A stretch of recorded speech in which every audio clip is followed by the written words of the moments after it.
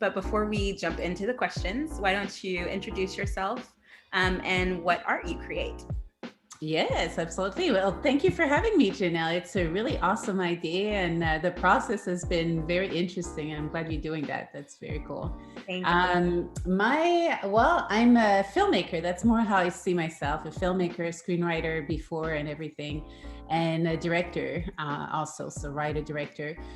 So that's why it was kind of an interesting challenge when you said, "Ah, you want to write a story?" I haven't wrote a story in a long time. I think since college. So I was like, sure, never say no, right? Never say, yeah, never say no. So I was like, okay, let's do it. So it was an experience to dig in because I've been writing as a screenwriter so long. It's a different format. You have to be visual and what you hear, what you can see, and going deeper and just allowing myself to just go deep. Let's see what's in there. You know how we're going through this. So it was quite an experience. But to answer your question, yes. So I've started screenwriting since I'm 14. So since I'm 14, I started screenwriting. And then I self-taught. I went to school. I went to the library to learn about the skill because back, at 14, you don't have much school that teach you that. And then I would go at library, copy the books by hand and all that, because I didn't have the money to buy all the books I wanted. And then I went to college, did screenwriting, and in college we had some projects we had to do. And one of the project I decided to be the director on it, and I just loved it. And that's when I realized I wanted to be a writer director. And I also produced my project, co-produced with a friend of mine, and I just loved it too. So it was like a bundle of I can do it all.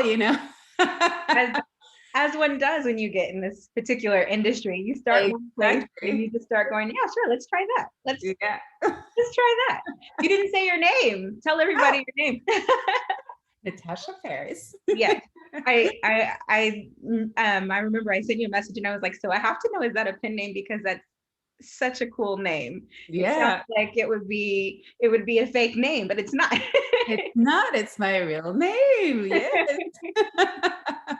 We have many speculation where it comes from because there's many origin, like known Paris characters.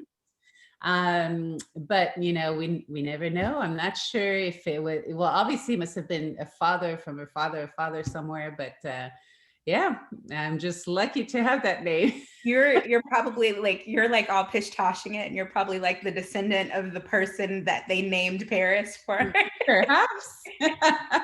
Yeah.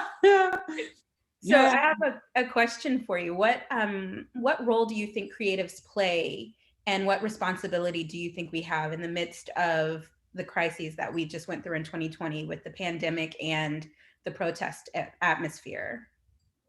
I think we have a really important role because it's a moment where people are struggling and they want to escape. They want to go into a new world. It's sometimes life is so hard. You just want to evade. That's why Netflix and all those networks are doing great, right? Because people are just like, oh, this is tough. I want to be in another world. And I think that as creative, it's our chance or a good opportunity to give them that world and give them that escape that and give them a chance to be in someone else's experience as well. Do you think because that is something that we do and it's a job that we do, we see it as a job, although it's something that's fulfilling for us as well, but do you think society takes creatives for granted, especially in moments like these? Absolutely, absolutely. I mean, I don't think the society sees it as a job. So it's like it's just more fun or a hobby always. It's really tough to uh be a creative professionally full time. I see it more as a passion, like something even more than a passion. To me, the way I started being creative it just happened. It's like almost like given, So I think that's how most artists are. It's like it just grows, and then you cannot not do it, right? And so it's even more than a career. It's like who you are, basically. So it just becomes so much more, and I don't know, maybe it's hard to define, for the society to be like, oh, what do we do with this? One of the most interesting parts of yours, and I think that differs from all of the other artists that are in the V Museum, is that you're also an immigrant and you're also multiracial. Yes. And so a lot of your experience, or a lot of your perspective, is colored by that. Uh, Hmm. and you talk about that in your piece as well. Um, and you even kind of went into a little bit about specifically Canada and how race looks there. And I was wondering if you could kind of expand a little bit on that. Like, what were the main differences, and also how long have you been here? Yeah, well, I've been here now 10, 11 years. This summer, yeah, something like that. It's going to be 11 years. And it took me a while to get I think I'm only 5 in citizenship, Okay. 5 years. But yeah, so in Canada, it's different because we didn't have that much slavery, for one. And then a lot of slavery happened with American Indian, mostly because, it was cold and all that. And they were already there. So it was easier to, use them compared to the slavery brought in. So most, the Black community is immigrant, really, and to immigrate, I don't know, it's just different. It's been, I remember growing up, like it was the cool kids, everybody wanted to be with, and we would all sit in the back of the bus because that was a cool place, it That's a wasn't cool because place it to was, be. Yeah. yeah, it was a cool Nobody place wants to to sit in the be. front of the bus. You're totally I true. know. So it's just like such a weird concept to come in. Well, obviously, I knew about it before I came, and I've been traveling to the US before. But, when I just moved to the US, I worked in this church that was, African American based. And there was this girl, she was talking to me and she said, you have an accent. And I looked at her and I said, well, to me, you're the one with the accent. And she was like, oh my God, I can't believe you said that. No, I'm fine. It's you, Well, actually. it was just to show that everybody's got an accent. To me, everybody's got some kind of flavor, Um, But it was just, it never occurred to her that I might have something too, It was just so yeah. funny. And even, okay, so as you're creating again, Mhm. and I say that because I know that you're still working on it. Like, it is also a job. So Yes, as much as you wanted to keep your head in the sand and ignore everything, that's you right. couldn't really stay there. And so I know you've been able to create a little bit again. What's that process been like, especially as you're looking at labels and you're about to put out something that is race, and like it deals with race and nature, and of course other labels will be put on that, right? So like shows become Black shows because they're shows with Black people in them, even though they're just shows about people who just happen to be Black or what have you. Yeah. um Using like just what your hope is in the way that we're using labels, and as you're beginning to create again, what is your process been like? How are you reconciling like what this art will be called, and how am I going to give birth to it in a way that it's accepted in the way that I want it to be accepted? Ah, that's an excellent question. Well, for me, this piece is very particular and almost it doesn't.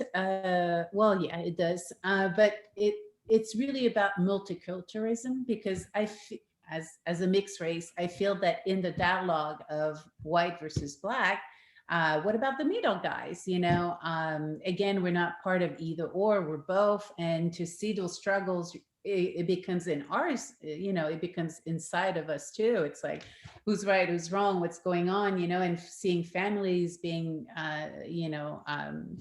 separated and fighting over ridiculous stuff. You know, it's well, it's not ridiculous, but it's just like a internal struggle as well, and a visual struggle as well, you know. And so I felt like the middle didn't have much of a voice. So this screenplay is really about that. It's about the mixed race, you know. And I feel again that that's going to be the growing race anyway. So I wanted to give them a voice while we're in really strong extreme voices. So this story is about that. So there is like 3 different races, and so it's not, well, the obviously the core of it is black and white, but there's mixed race in between that. I don't know if I answered your question. No, you did. You did. You did. And I'm also interested in like how you would call your work then. Okay. Because you also usually go with the wider audiences, the more generalized is not the word, there's another word I would have used. But like just your topics that affect everybody. Yeah. But this one isn't. How would you call it? Well, you know, I went a little bit deeper in this one. So there's some voodoo, and I really go Haitian route because I felt like, well, if I'm going to go there, I'm going to talk about my roots. So I went Haitian voodoo, not Louisiana, which is a little bit different. And also I wanted to make like an education on voodoo, because voodoo is really not as bad as we think it is. It's been demonized by Hollywood, really. In the original voodoo, there's no voodoo doll. That doesn't exist. You know, it's only used for white magic, not black magic, but there's always people doing black magic, but that's not the intent.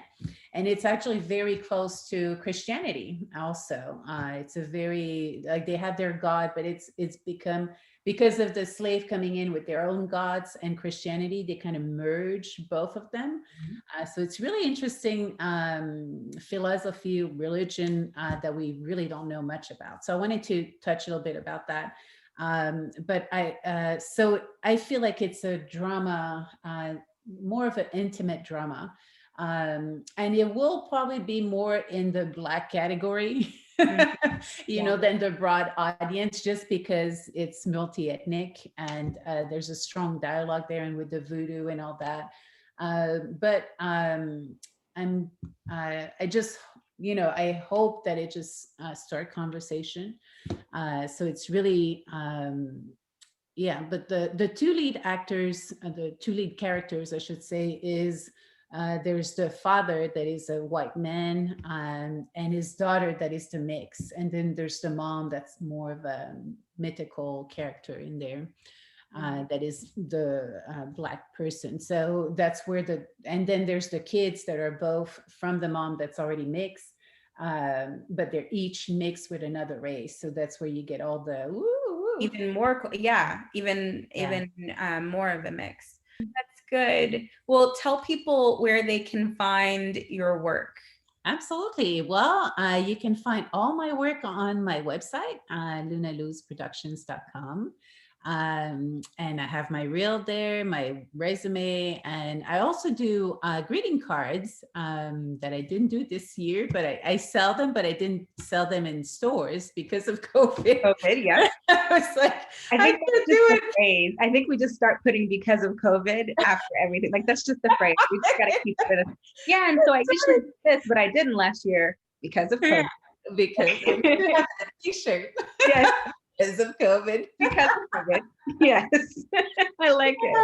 Yeah. And so, but I do sell them on my website, so you can check those out. Yeah, so lunaluzproductions.com. You can see all my shorts there, the ones I have the rights to. Otherwise, you'll see a trailer of it and so forth.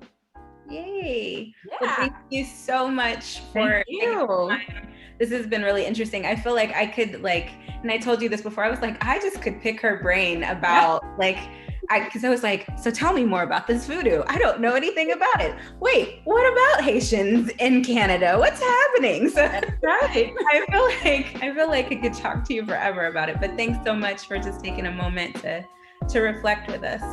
Thank you. Thank you so much. It was a pleasure. Thank you.